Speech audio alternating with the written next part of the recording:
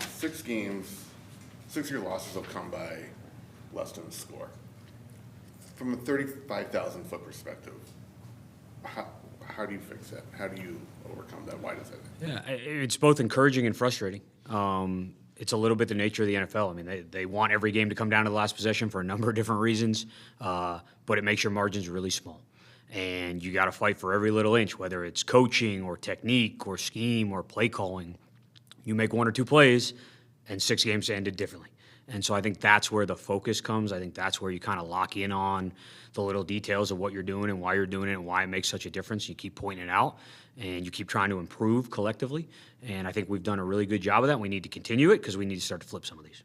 At this point, though, all these details that you guys keep messing up, why is it still happening, and what's the frustration level that it is still happening? I think the frustration is that it's happening. I think the hard part at times is not always the same thing. And that's where it's like, it's like you fix something else and something else might go. So you really just got to kind of hone in on some of those things. You got to try to figure out, is there a theme? If there's not a theme, you got to collectively look at everything you're doing. I think it takes all of it. I really do.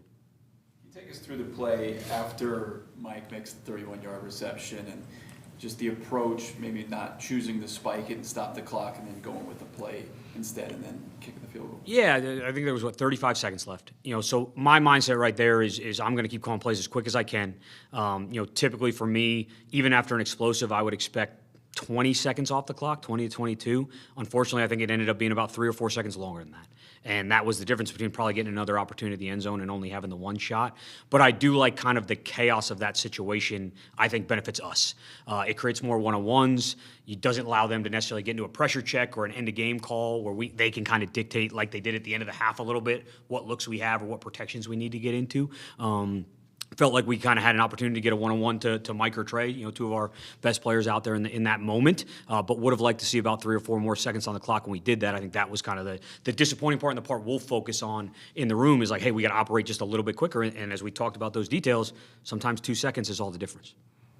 With Mike, I know you guys have praised him in here a lot, but still to have 300 yards in his first 2 games as the wide receiver 1. What are the biggest things he's doing that is making that kind of production possible? Yeah, it's a great question, and you said it. I mean, he's done those things whether he's getting the ball or not. And I think it's great to see a guy continue to do that and then get into a role where he has that type of success.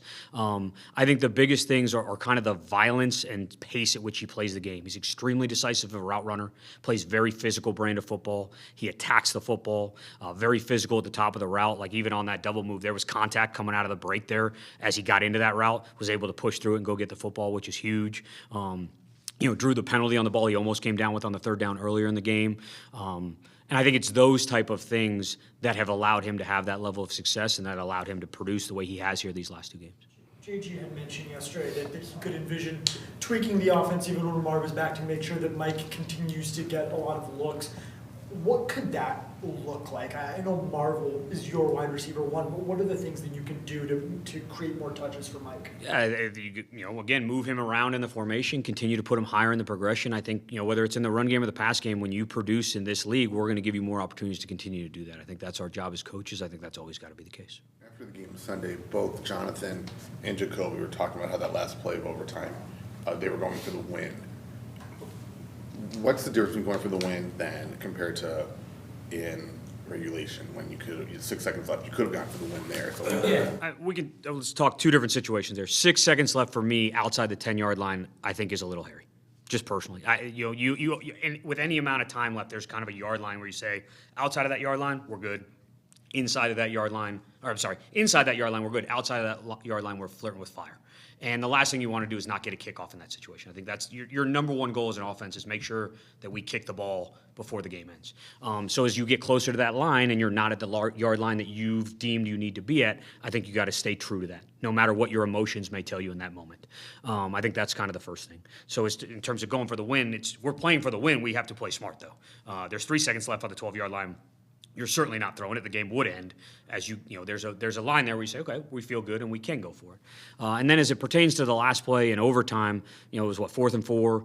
I'm not calling any play that I didn't call Hail Mary.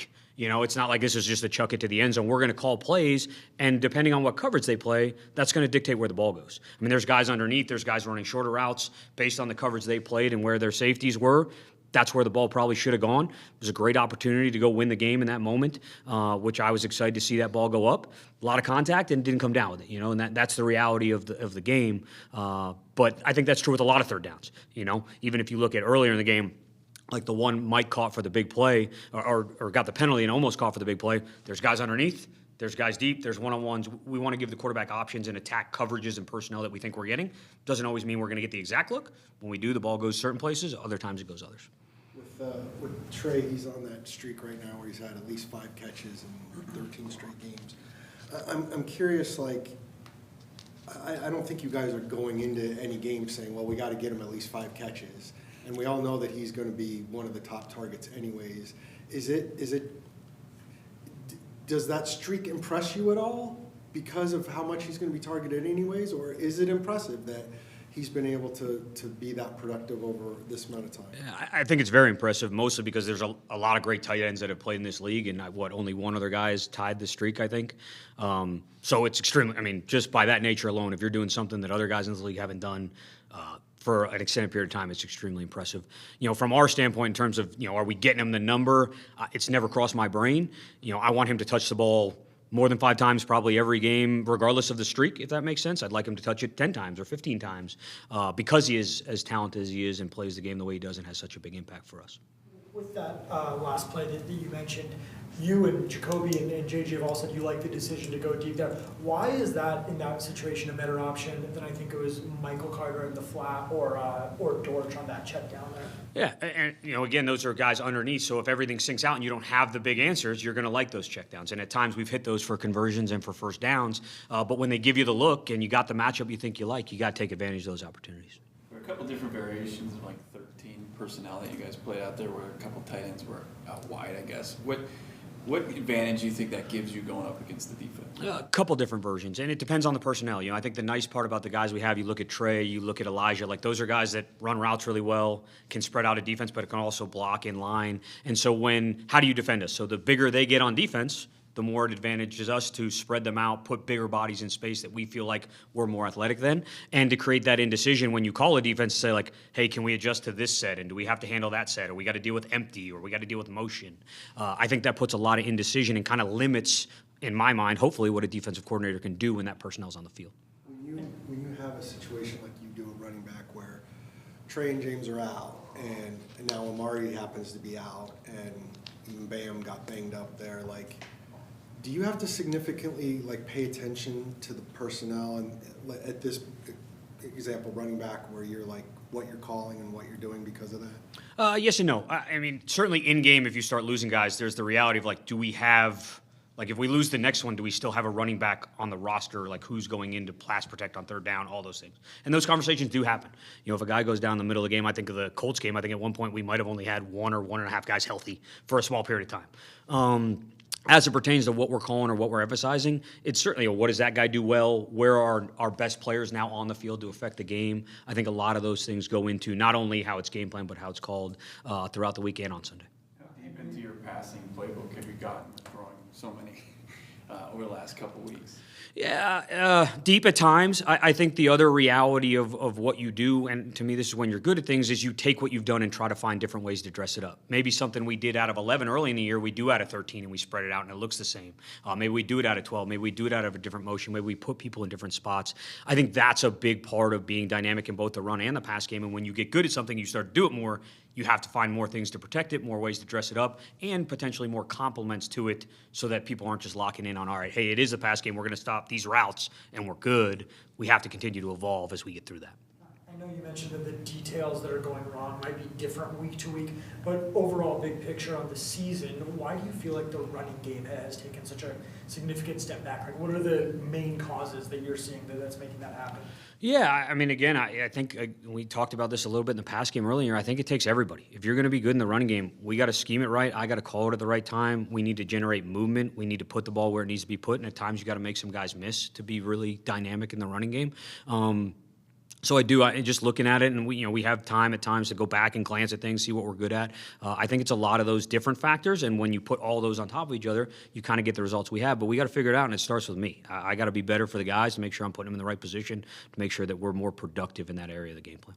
After the game, JJ said that this week it felt like you guys did have hats on hats and all that kind of correct assignments and stuff, but you just weren't getting the pushes. After watching the tape, is that kind of what you saw? Yeah, I'm always going to look to myself first, and are there areas where I think I could have been a little cleaner, created some better angles, or called things at a better time? Absolutely. I also know the team we just played is top 5 in the league in rushing. I think they allowed 42 yards the week before in rushing, 135 total. So I think we went into the game also knowing, like, it's probably not a game you're running for 250 yards, and we're leaning on it no matter who we are. And so I think it's a combination of those things.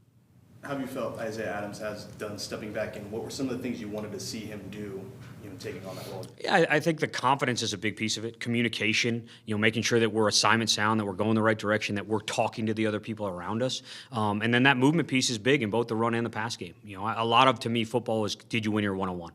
I think those are where ultimately everyone's going to get evaluated on the field. Like when we have 2-on-1, more often than not, we should win those. But when you're one-on-one, how are you doing? Are your hands in the right place? Is your technique correct? Are you generating movement in the running game? Are you creating lanes? And then in the passing game, are you keeping the pocket clean? Are you letting the ball get where it should? And I think he's done a really nice job with that as he's kind of worked back in and then certainly stepped into a bigger role there in the middle of the game and did a nice job.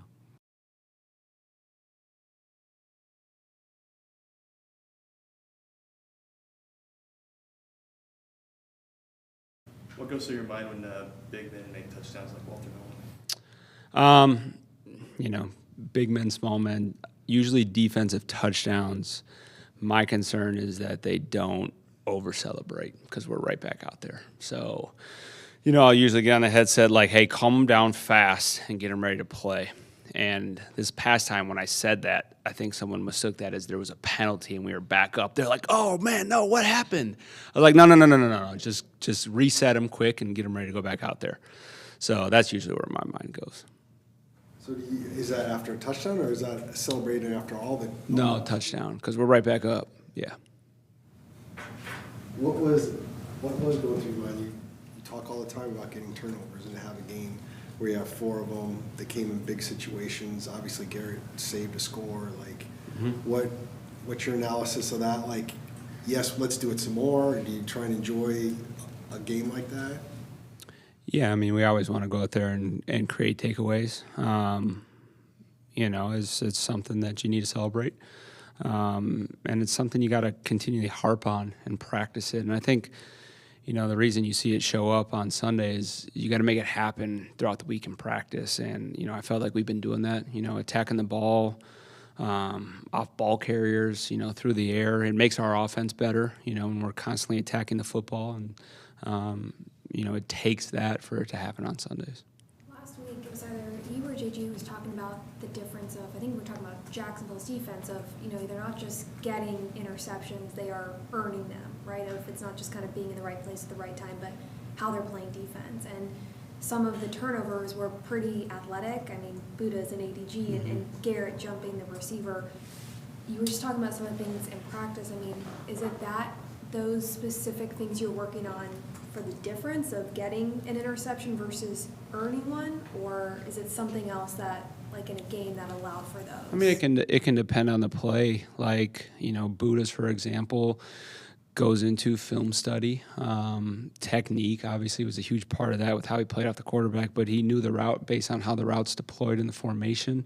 And that's why he was able to get a really good break on it and make the play, Other times it can come into, technique. Akeem was very technique-driven with how he dropped on that. That's something that we've continually worked, and I think he's done a really good job with that technique. And then it showed up to make a big play, whether or not that was a route we had expected or not. So it can be, a lot of elements to that, but you got to make sure that you're trying to, turn over every stone, and then however it happens, it happens.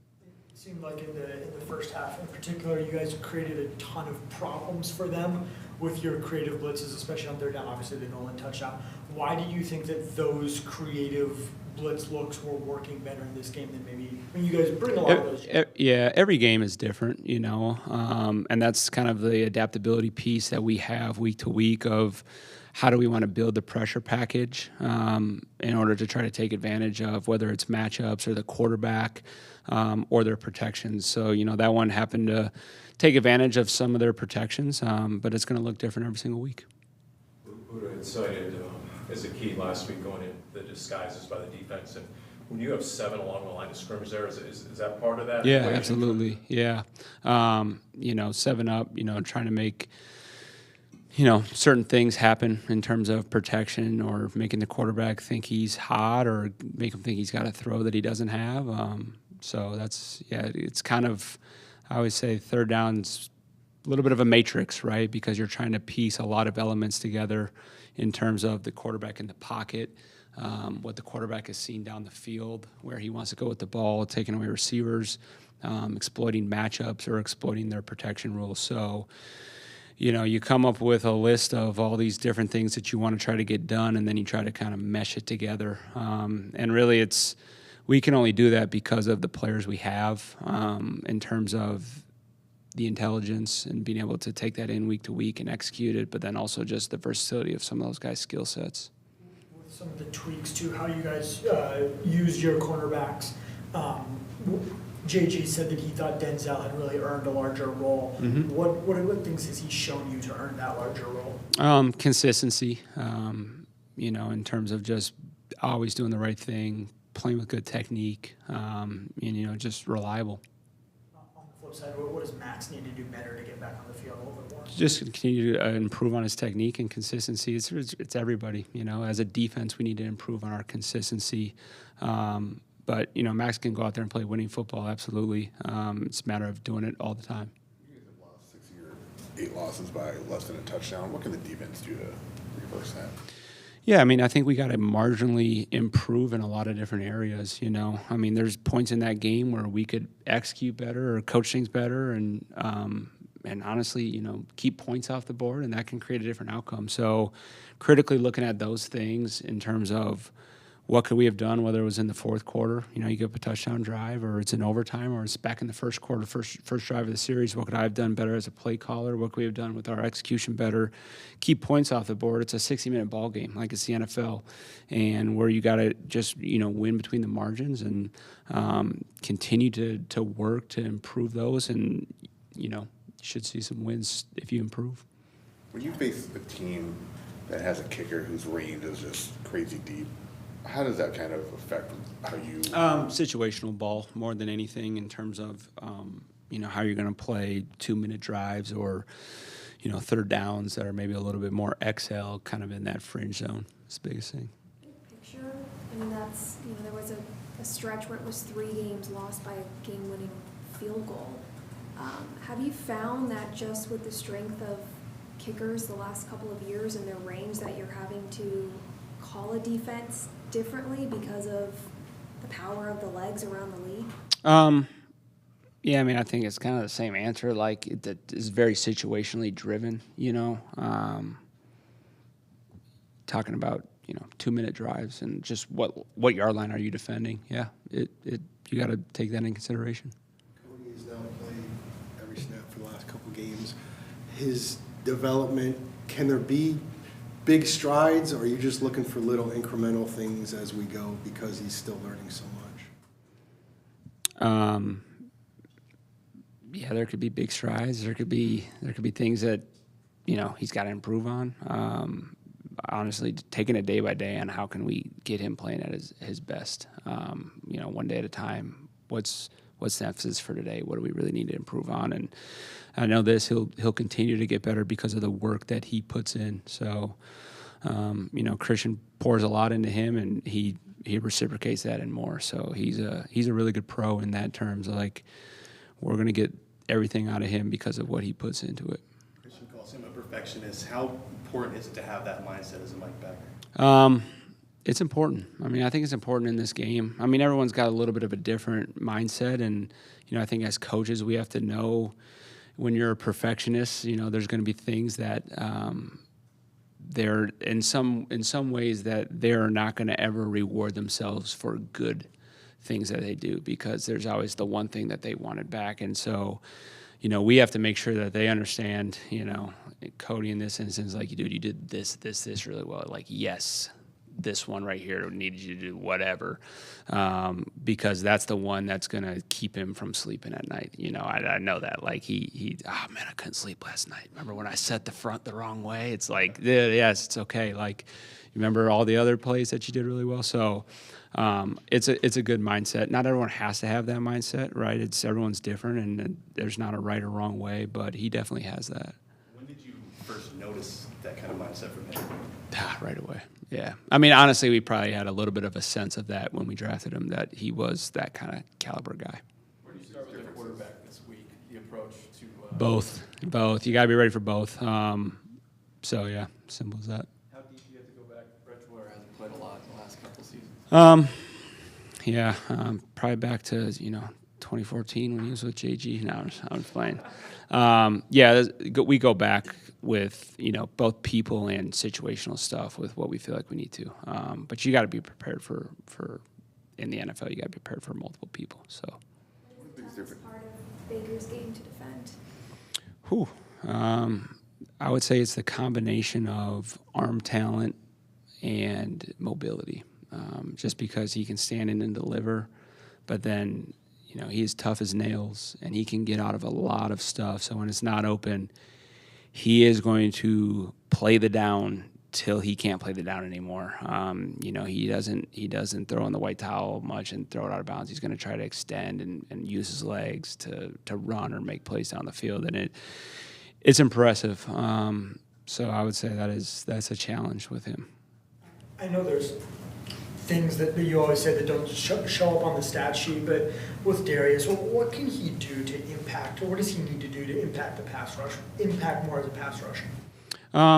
There's kind of twofold with pass rushing, right? There's normal down transitions, and then there's the actual pass rush in passing situations. So there's different things with this technique that he's working on right now, that we're trying to improve on with him. But that's everybody. Like, no one's got a perfect run pass transition or a pass rush. So it's those tools.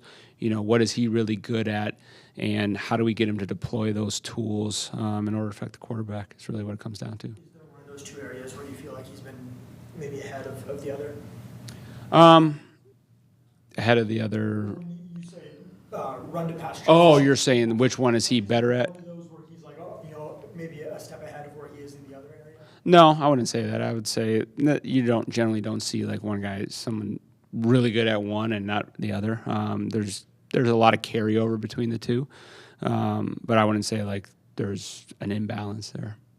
Do you pick Kylie's ran it all on Baker because they've known each other so long? Yeah, I mean anyone that can help out. Obviously Drew was with him too, and that's a big one. So yeah, anything that we can use as an advantage for sure.